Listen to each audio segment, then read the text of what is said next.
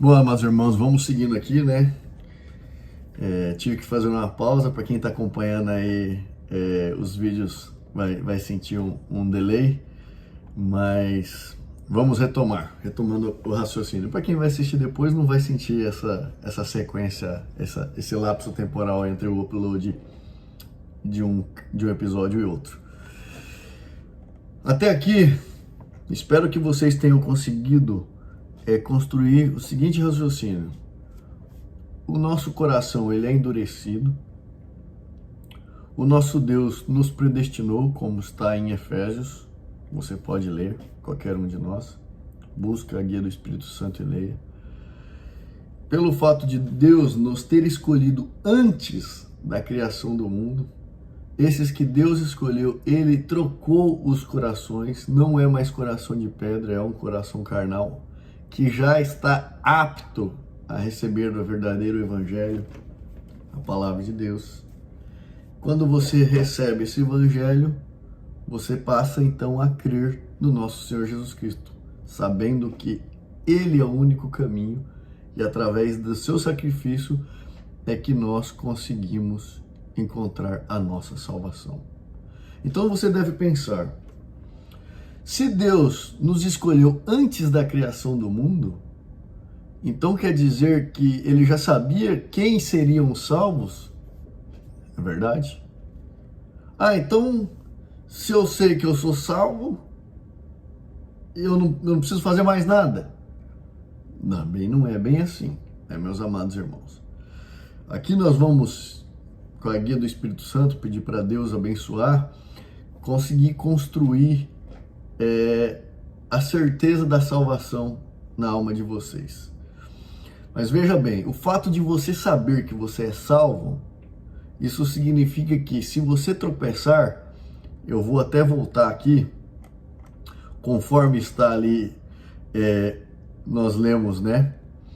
Nós lemos em Salmos 37, 23. Os passos de um homem bom são confirmados pelo Senhor e deleita no seu caminho. Ainda que caia, não ficará prostrado, pois o Senhor o sustém com a mão. É isso que o Senhor faz com quem é verdadeiramente salvo. Por quê? 7 vezes em Provérbios 24, 16. Porque até 7 vezes cairá o justo e se levantará, mas os ímpios tropeçarão no mal. Então, meus amados irmãos, você tem que ter a seguinte consciência. Se porventura você caiu em algum pecado, poderoso é o sangue do Senhor que nos justificou e pagou todo o pecado do mundo. Mas isso não significa que nós temos o direito de viver em pecado. O pecado já foi pago. Nós temos que nos arrepender, levantar e seguir a jornada. Nós não devemos nos prostrar e ficar caído. Se nós tivermos a certeza que somos verdadeiramente salvos pelo sangue do Cordeiro, veja que é pela fé, não é por obras, é a fé, dom de Deus. É o favor imerecido. Então Jesus Cristo morreu para que nós pudéssemos ser salvos. Nós somos salvos porque nós cremos. Ou seja, o único pecado que não tem perdão é a blasfêmia contra o Espírito Santo. E o que é a blasfêmia contra o Espírito Santo? Está escrito: todo aquele que crê não perece, mas tem a vida eterna. Quem crê está salvo. Quem não crê já está condenado. Quem não crê já está condenado. Qual que é o único pecado que não tem perdão? Blasfêmia contra o Espírito Santo. Você não crê em Jesus Cristo? Você não crê que Ele pagou os seus pecados? Você não crê na suficiência do seu sacrifício? Blasfêmia contra o Espírito Santo. Se você não crê, já está condenado. A palavra não se contradiz. Se você não crê que o Espírito Santo te guia, já está condenado. A palavra de Deus não se contradiz, porque o Espírito Santo é o Espírito de Deus em nós. Jesus Cristo teve que ascender para que viesse esse Espírito para nós.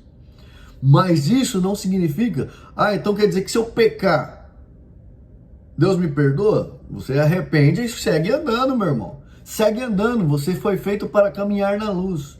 Agora vamos discorrer a respeito disso. Ainda em Gálatas 13, capítulo 5, versículo 13. Porque vós, irmãos, fostes chamados à liberdade. Veja que não deve ter em nós um jugo pesado. Lembra que a gente leu aqui em cima? Gálatas 5:1. Estais, pois, firmes na liberdade com que Cristo nos libertou, e não torneis a colocar debaixo do jugo da servidão. Então não tem igreja nenhuma, ensinamento nenhum criado por Deus que vai colocar peso sobre você. Então, Jesus Cristo nos libertou. Versículo 13. Porque vós, irmãos, fostes chamados à liberdade, mas não useis a liberdade, então, para dar ocasião à carne, mas servindo-vos uns aos outros pelo amor. Então, o fato da gente ser salvo, veja que a gente é predestinado antes da criação do mundo. Mas o fato da gente ser salvo, só serão salvos aqueles que crê. E aqueles que crerem é porque já foram escolhidos antes da criação do mundo.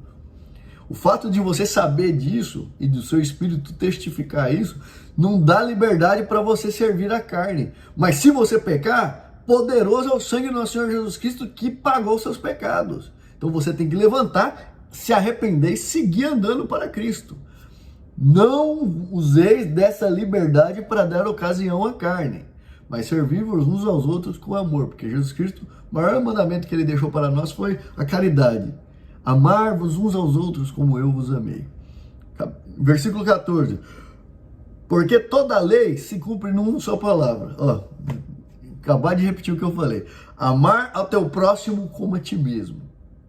Isso que Jesus nos ensinou. Amar o teu próximo como a ti mesmo.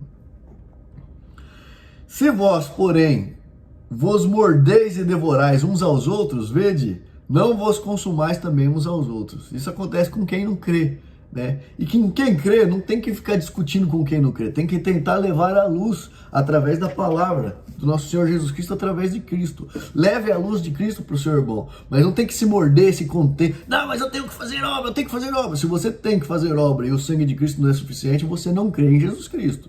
Jesus Cristo é o suficiente. As obras que você faz é porque você é gerado uma nova criatura em Cristo Jesus. Você faz obras por gratidão, mas não é esse permanecer firme e fiel fazendo obra. Não. Você é salvo porque Deus quis, simples assim. Senão, o que a gente tem que fazer é não resistir a essa mudança que o Espírito vai promover em nós. 15.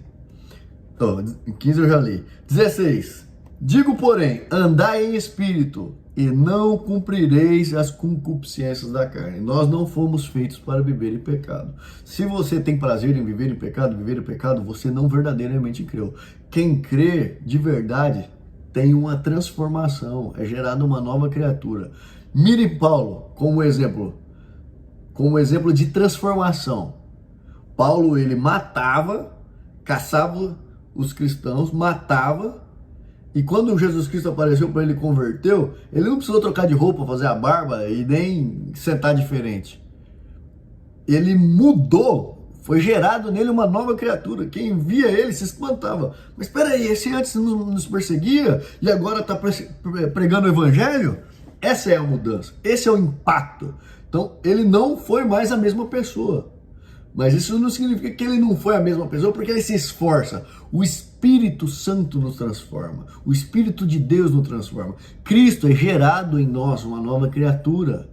Cristo ressuscita em nós a nova criatura. Então, meu amado irmão, se você está tendo só prazer em pecado, você está andando em carne. Cristo não foi gerado, você não foi gerado uma nova criatura. Tem que ter essa consciência, tá bom? Em Coríntios, 2 Coríntios 3,16. Mas quando se converte ao Senhor, então o véu se tirará. Vai tirar as escamas dos seus olhos. Ora, o Senhor é o Espírito. E onde está o Espírito do Senhor? Há liberdade. A gente tem liberdade para fazer boas obras. Obras em espírito. Que é longanimidade, mansidão, benignidade, né, caridade. Mas todos nós, com o rosto descoberto, refletindo com o espelho a glória do Senhor, somos transformados de glória em glória na mesma imagem como pelo Espírito do Senhor. Nós temos, a nossa jornada é uma jornada para a santificação. A partir do momento que você crê em você, tem que ser gerada uma nova criatura, e essa nova criatura ela vai passar por esse processo de santificação ao longo da sua jornada, até o final da sua vida. Ela não é de uma hora para outra, e é o Espírito que vai te moldando. Não faz isso, não faz aquilo, o Espírito já vai te mostrando, já vai te incomodando. Não tem nada a ver com criação de homem, é tudo espiritual a obra do nosso Senhor Jesus Cristo, a obra de Deus aqui na terra. A obra de Deus é essa geração, essa conversão em nós. Isso que é a obra de Deus, não é tijolo, não é templo, não é placa de igreja. Entende, meu amado irmão? Leia lá 2 Coríntios 3 também, para você ter bem assimilado essa transformação que vai gerar em você uma nova criatura, porque nós temos que ser a imagem e semelhança de Deus. Nós somos transformados de glória em glória, de cada tropeço, mas de cada busca, perseverar na fé, meus irmãos, perseverar na fé. Os sinais estão se cumprindo e a cada dia estão mais claros.